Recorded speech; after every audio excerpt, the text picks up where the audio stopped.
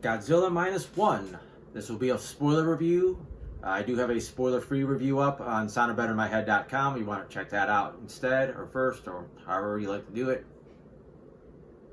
I actually ended up giving this movie a 3 out of 5. This was kind of a last-minute movie trip.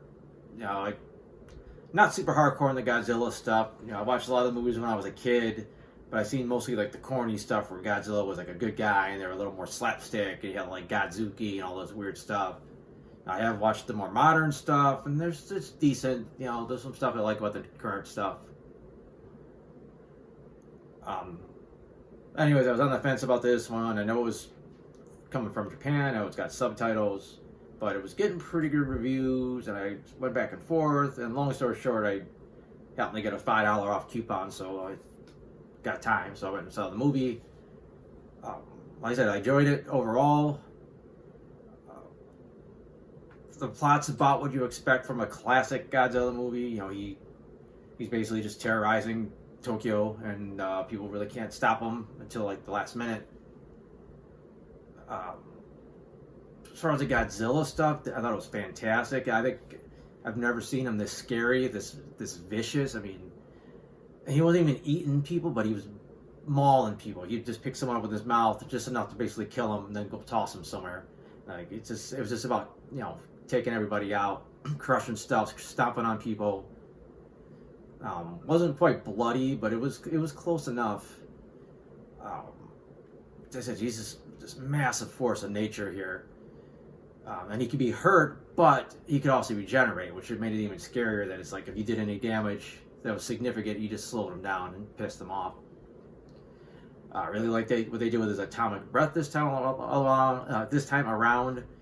They did something interesting that I haven't seen before, where his plates all pop up and as they're glowing blue, and they go straight up his body, and that basically kind of loads his weapon.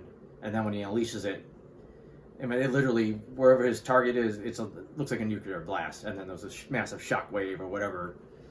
Probably the most devastating version I've seen of his atomic breath. I think it's the first time I've really seen it be atomic. And I think with that build up, okay, like the wind up with the spikes going up, it just gave you that shit. Here it comes. Like once those get up there, it's a nuke dropping. So I thought that was really well done. They also, especially when he's in the ocean, they really went heavy with like almost the Jaws kind of like homage.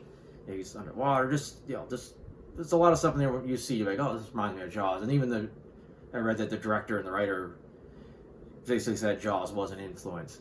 And I think that helps make him scarier, where it's like you barely see him, and he's just enough over the water. Like you usually see his spikes or just a little bit of his head, and he doesn't blink. He's got these real like reptilian eyes, and it's like this is no feeling behind him.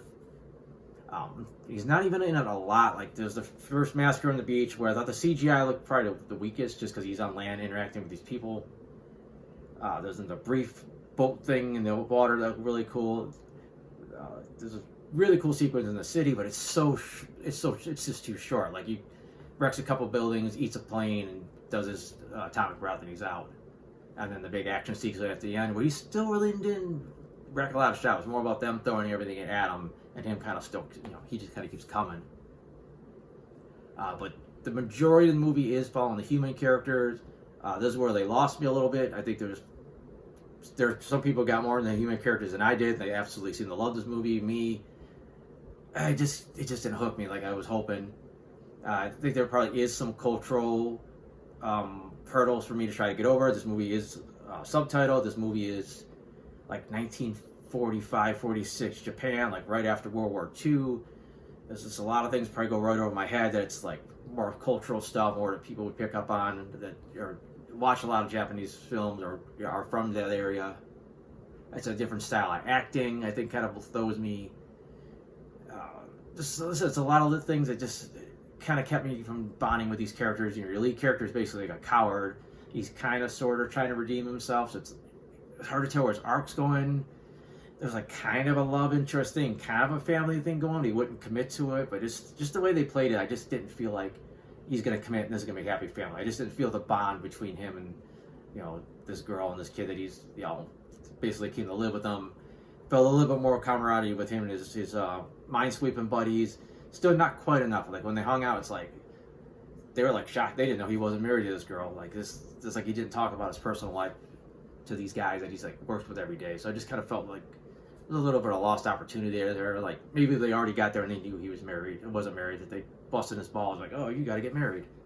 That's more of a nitpick than anything. But it's really hard to tell where his arc was going, because either way, it was either going to go for this, making up for not doing his kamikaze, bid when he's a soldier and doing it now, or you got the thing where you get the happy ending. The movie's going to push like to a place where I didn't care either way what they did with it. I kind of preferred that he survived, but they also set it up where it'd be satisfactory if he did die. And then they kind of tipped the hat that they were going to let him survive, which is what they did. But then they went with the kind of the monster movie, like hints that a couple things are going bad. Like his girl's got something going on with her, even though she survived the attack. And Godzilla looked like he was going to regenerate again. But again, it was a solid Godzilla movie. Like when Godzilla was doing his thing, it was scary, and I've never seen him like that ferocious. I'd say if anything, it was almost like the T-Rex from like Jurassic Park, but like the size of a building, and even like scarier. The special effects look really good, especially considering the budget. It's like they did phenomenal work with this. Kind of reminded me a little bit of The Creator, where it's like the special effects look top notch. Like you wouldn't believe when they tell you like, oh yeah, this movie didn't cost that much money, because it could compete with like any Hollywood studios.